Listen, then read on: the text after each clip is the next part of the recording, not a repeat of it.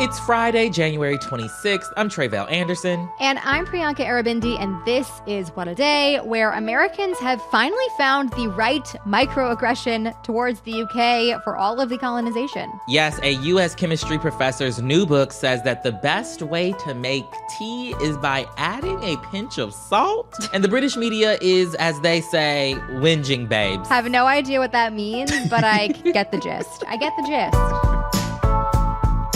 On today's show, we talk about the state of journalism with even more outlets unionizing or workers walking out this week. Plus, Alabama carried out the country's first execution using nitrogen gas. But first, President Biden will send CIA Director William Burns to help negotiate a new deal between Israel and Hamas.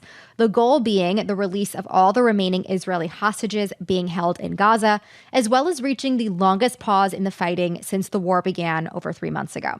This is an ambitious goal, especially after recent proposals on both sides have fallen through.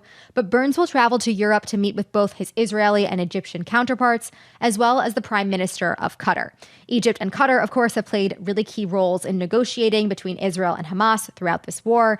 And Burns himself was actually a big part of the negotiations back in November to get much-needed humanitarian aid into Gaza. You mentioned recent proposals from both Israel and Hamas to kind of, do pauses in the conflict. Can you tell us more about those? Yes. So Israel proposed a 60-day pause in the fighting in exchange for a phased release of all of the remaining hostages. At this time, there are believed to be more than 130 Israeli hostages who are still being held in Gaza.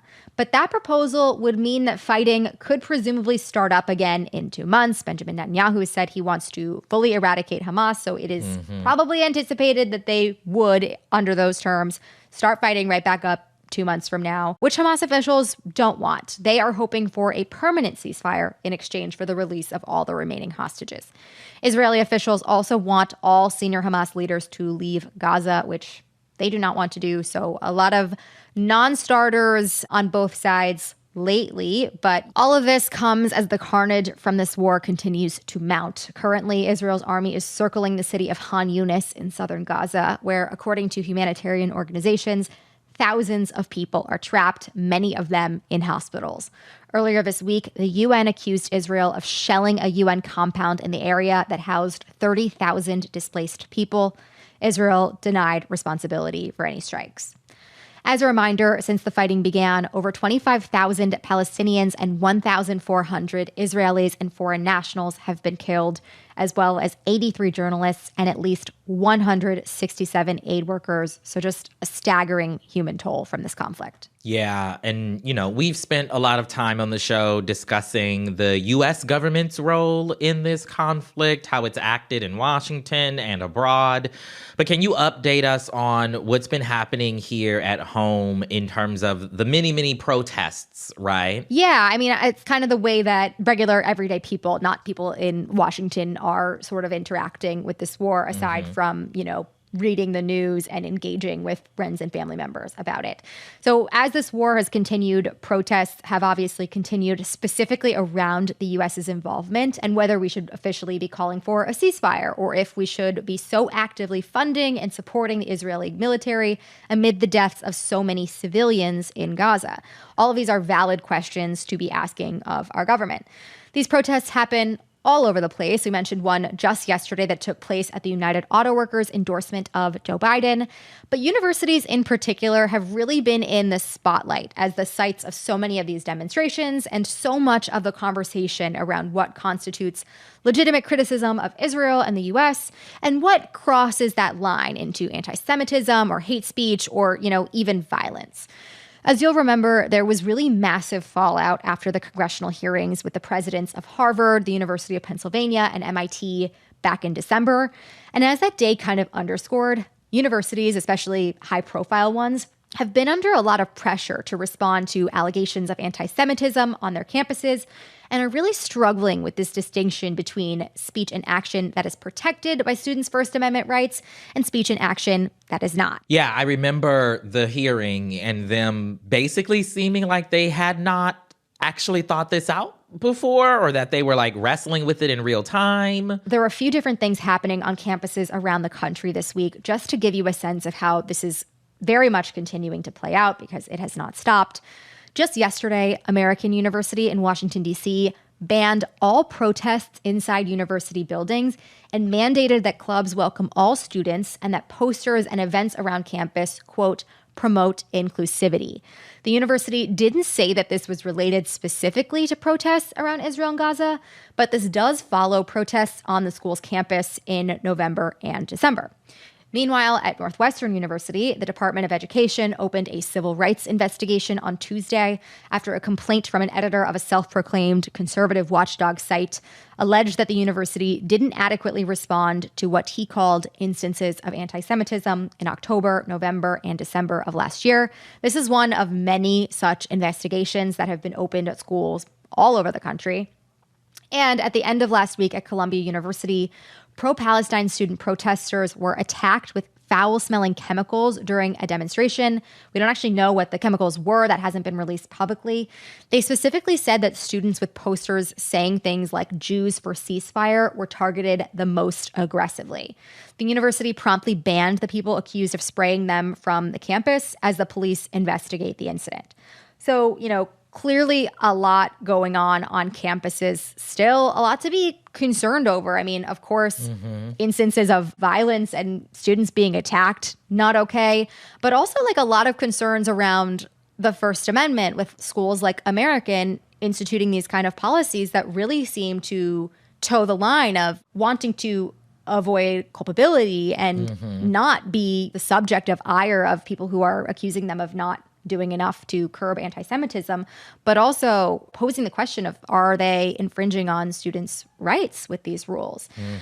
These are all things we will continue to keep an eye on and continue to keep you updated as they progress. Absolutely. Thanks for that update, Priyanka. Now on to a story we've been covering this past week, and that is the state of the journalism industry. I'm going to start with the latest with the LA Times. Its billionaire owner, Dr. Patrick Soon-Shiong, has appointed an interim executive editor. Her name is Terry Tang, and she is the first woman to ever be the paper's top editor in its 142-year history. This appointment, of course, comes after a tumultuous couple of weeks at the paper. Not only did the previous executive editor, Kevin Merida, step down due to disagreements with the owner over the future of the paper, two other masthead-level editors resigned recently as well.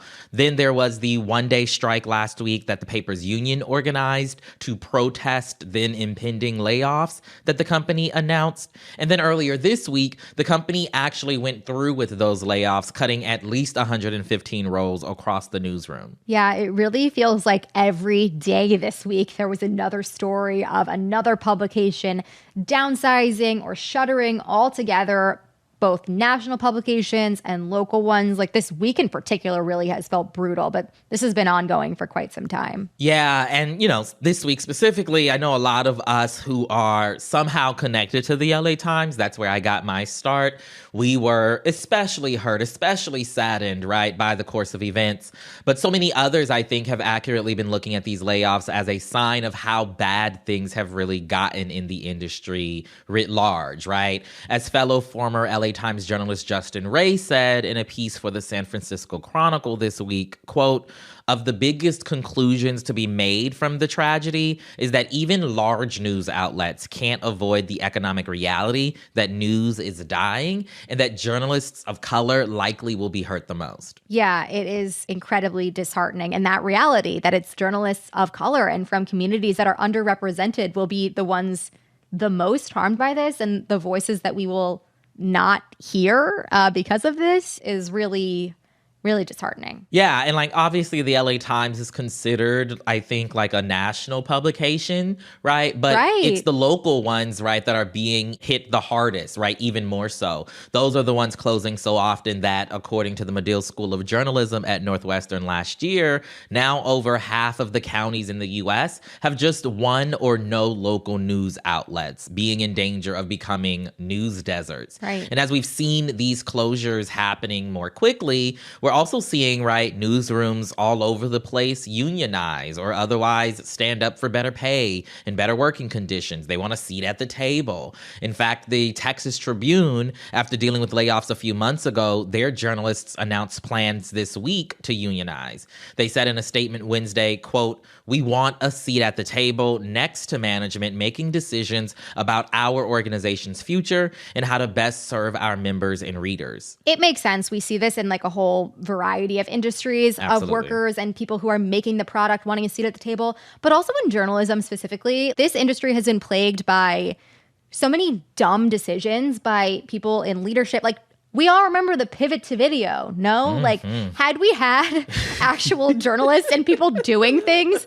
at the table, maybe we could have avoided trying to feed an algorithm that was just never, like, there's so much that would have perhaps not happened had we had the right people at the table. Literally. And then you also have the union at Forbes magazine, which is actually in the middle of a 3-day walkout through Monday right now. It's the first known work stoppage in that publication's 106-year history. Antonio Pequeño IV is a breaking news reporter for Forbes. Here's what he told us was on his mind as the Forbes walkout kicked off. Personally, I mean, I've been thinking a lot about myself as a young journalist, and I look at all the obstacles before us in terms of the hazards of this industry. And it's a bit like, trying to climb a mountain and the ground beneath you is kind of crumbling. So, as I gingerly step back onto my soapbox here, I want to reiterate for everyone, right, that if this trajectory doesn't change course, we will really be in the shitter in so many ways. The decline in news outlets has been linked to increased sociopolitical corruption in many local communities, which is already bad in and of itself. But imagine what an election year will bring, right? The reality is that we all are already playing a role in what's unfolding. And if you want to be part of the solution and not the problem, you've got to subscribe to your local newspaper or your favorite outlet. If they don't do subscriptions, you can donate. Even actually just clicking on and reading the reporting of journalists covering the news that you say you care about, not just clicking on the headline or reading the headline on TikTok, okay? That's helpful as well. We all have a role to play. And it's good for you. I mean, you're going to learn something. It's going to be good for the industry. It's a win-win all around. There's no reason not to do it. Listen, you scratch my back, we scratch yours, okay? You see how that works? That's the latest for now. We'll be back after some ads.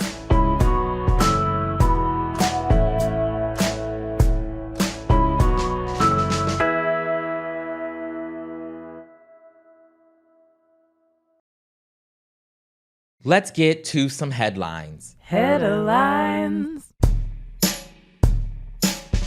Last night, Alabama carried out the first ever execution in the nation using nitrogen gas. Kenneth Smith died at the hands of the state for his role in a 1988 murder for hire. As we've discussed on the show, Smith is a rare example of a person who has actually survived a state's execution attempt. Prison staff tried to put Smith to death in 2022 using lethal injection, but they couldn't insert needles into a suitable vein, so it got called off. Smith's lawyers had been fighting last night's execution and claimed that Alabama wasn't adequately prepared to carry out this execution. They added that another malfunction of this new method could have caused Smith to suffer further. But several courts, including the U.S. Supreme Court, allowed this execution to move forward. Yesterday morning, Smith ate his very last meal, a T-bone steak, hash browns, and eggs from Waffle House. The local news website AL.com says Smith's last words before he died were these, quote, "Tonight, Alabama causes humanity to take a step backwards. Thank you for supporting me. Love all of you." And after the gas began to flow, AL.com reports Smith smiled and nodded toward his family and signed, "I love you." Moving on to more upsetting news, and just a heads up that this story mentions rape and sexual violence, so please feel free to skip ahead if you need to by about a minute. Researchers estimate that nearly 65,000 pregnancies caused by rape likely occurred in the 14 states that implemented total abortion bans after Roe v. Wade was overturned. That is according to new research published by the medical journal JAMA Internal Medicine earlier this week. And it's worth noting that the lead author is the medical director of Planned Parenthood Montana. Texas accounted for 45% of that total number, amounting to more than 26,000 rape-related pregnancies. Researchers also found that just 10 or fewer legal abortions took place in those states post-Dobbs. So if you were banking on those exceptions that those laws supposedly had baked into them for situations like this, I don't know, what's 10 over 26,000? You can do the math on how often that is working out. Mm-hmm. The researchers wrote that their findings indicate that, quote, persons who have been raped and become pregnant cannot access legal abortions in their home state, even in states with rape exceptions, which is, I think, what a lot of people have been trying to say for a long time. It's not as simple as just hopping over one state and being done with it. The researchers used data from the CDC, the FBI, and the Bureau of Justice Statistics for their analysis. If I sound pissed off about this, it's because I fucking am, and you should be too. Absolutely. A group of transgender veterans sued the Department of Veteran Affairs yesterday over its failure to provide coverage for gender-affirming surgeries. The federal lawsuit was filed by the Transgender American Veterans Association, or TAVA, and it seeks to compel the VA to act on a 2016 rulemaking petition. That petition asks the VA to amend its health benefits to include medically necessary gender confirmation surgery for trans veterans. And according to the lawsuit, even though the VA has publicly stated its intentions to provide these surgeries to veteran patients, and even proposed rules for cost benefits analysis and held hearings, it hasn't taken any formal action in the 8 years since the petition was filed. So the lawsuit calls on the VA to, at the very least, grant or deny the petition and not keep trans veterans waiting any longer. In a statement released yesterday by TAVA, the association said, in part, quote, gender confirmation surgery dramatically reduces the risks of suicidal ideation, depression, and psychological distress for transgender people who live with gender dysphoria. And yesterday, the court ordered the VA to respond within 14 days. Good, because they've already had 8 years to think about it. So 14 days should be more than enough time. Mm-hmm. Housing was unaffordable for half of all renters in the U.S. in 2022. That is according to a new report from Harvard University. The school's Joint Center for Housing Studies looked into data from rental households nationwide in 2022. Researchers found that rents spiked that year during the pandemic, so much so that a record 50% of renters spent more than a third of their monthly income on rent and utilities. If you live in a big city like Los Angeles or New York, you're probably like, that's normal. I didn't know that wasn't. The report also found that nearly a quarter of renters were spending more than half of their monthly income on rent. This comes after the rate of homelessness in the U.S. hit a record high last year, with officials counting more than 650,000 people living in tents, cars, and shelters, a trend that experts say is driven by a lack of low-rent housing and the end of pandemic-era federal aid. Chris Herbert, the managing director of Harvard's Center for Housing Studies, said in a press release that the study's findings demonstrate how the federal government must establish more rental assistance programs similar to the ones that kept people afloat during the pandemic, but have since expired. He wrote, quote, only then will the nation finally make a meaningful dent in the housing affordability crisis, making life so difficult for millions of people. And finally, White Lotus star Tom Hollander gave an interview about how he once received a 7-figure paycheck in the mail that was supposed to be sent to Spider-Man actor Tom Holland. The revelation comes from when Hollander appeared as a guest on Late Night with Seth Meyers earlier this week. Meyers asked Hollander if people ever mistake him for Holland, given how similar their names are. Here's what the 56-year-old actor had to say. The interval came and I thought I'd check my emails, and I got an email from the agency saying, payment advice slip, your first box office bonus for the Avengers. And I thought...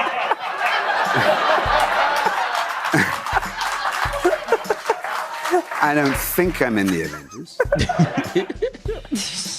If you're familiar with both Toms, you'll know that they don't look much alike outside of being two British white guys. Hollander is known for his work playing other British guys in movies like Pride and Prejudice. Holland, on the other hand, is most known for playing the American teenage superhero Spider-Man in the Marvel Cinematic Universe. And of course, dating our queen, Zendaya. Well, obviously, yes. While the two don't share much of a resemblance, Hollander told Myers that he and Holland shared the same agent at one point during their careers, so the payroll office probably just got them mixed up. You know somebody got fired, and I would just like to say, if somebody would like to get me mixed up with some other Tre'vell Anderson or related Anderson who makes 7 figures in a bonus check. In a bonus. Not even the regular Listen, check. Priyanka Chopra? Priyanka Chopra? I would not mind. I'm around. Who's her agent? I need to do some dialing. Get in touch. I love that for you. Yeah, I think a case of mistaken identity could be great for us. You know what I mean? I'm just saying. And those are the headlines. One more thing before we go. We wanted to take a moment to congratulate the one and only Tre'vell Anderson for their NAACP Image Award nomination. Their book, Historically Black Phrases from I Ain't One of Your Little Friends to Who All Gonna Be There, was nominated in the Outstanding Literary Work Instructional category from authoress to nominee. We absolutely love to see it. Congratulations, Tre'vell. Y'all so funny surprising me with this. Deserved. But thank y'all so much. Shout out to We me. had to. Okay. I Yeah, love this for is me. amazing. How does it feel? Speech. You know, I have waited so long for an NAACP Image Award nomination because, you know, this is Black people's Oscars for the record. And so I'll take it. Thank you so much. Can't think of anyone more deserving. I also think that there's probably another Tre'vell out there hoping that their name gets mixed up with yours. Your goals. Thank you. That is all for today. If you like the show, make sure you subscribe, leave a review. Don't be so salty over tea, Brits, and tell your friends to listen. And if you are into reading and not just checks for Toms signed over to me, like me, What A Day is also a nightly newsletter. Check it out and subscribe at crooked.com/subscribe. I'm Priyanka Arabindi. I'm Tre'vell Anderson. And we're all Tom Holland today. today. Listen, he's a cutie. Wouldn't mind being Tom Holland for a day. Just to get the check, to be quite honest. The check, the superpowers, the girlfriend. Love it. I'm into it all. You and me both.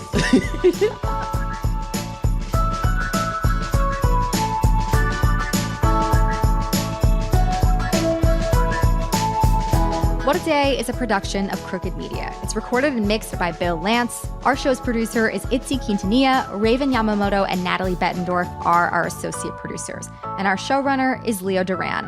Our theme music is by Colin Gilliard and Kashaka.